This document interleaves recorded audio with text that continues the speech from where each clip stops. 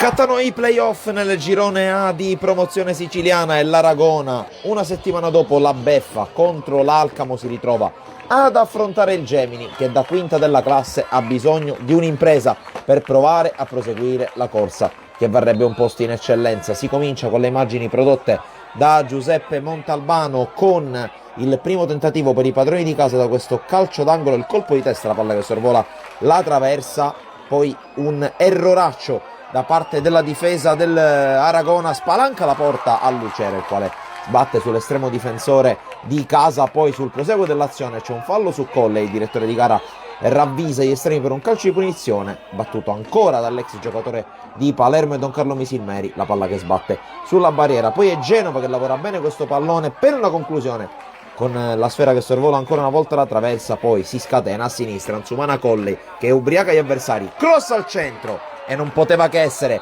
Giorgio Stassi, Re Giorgio, con il suo colpo di testa da pochi passi a sbloccare il risultato ed esultare davanti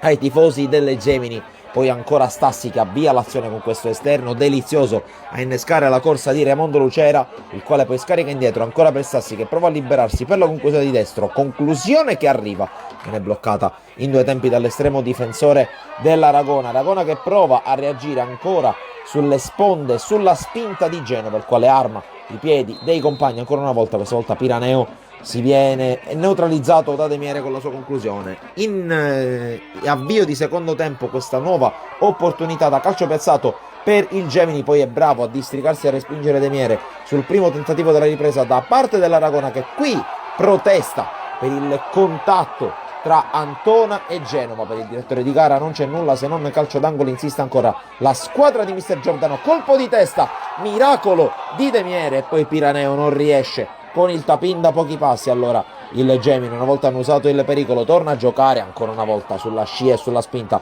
di un super Raimondo Lucera, che qui forse pecca di egoismo.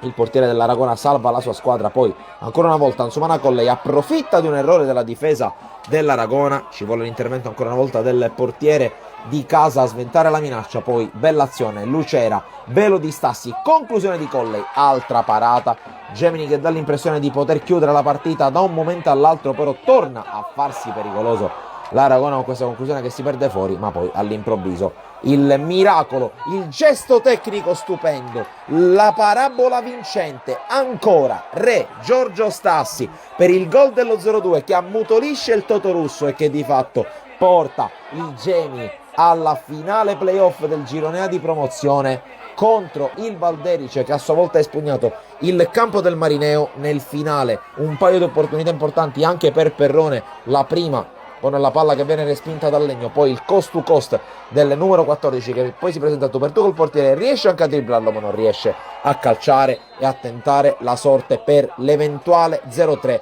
ma può bastare così al Gemini, che mette a segno l'impresa, elimina l'Aragona che 2 settimane fa aveva vinto il campionato e che invece si ritrova fuori dalla corsa. Da Sportisire è tutto, alla prossima.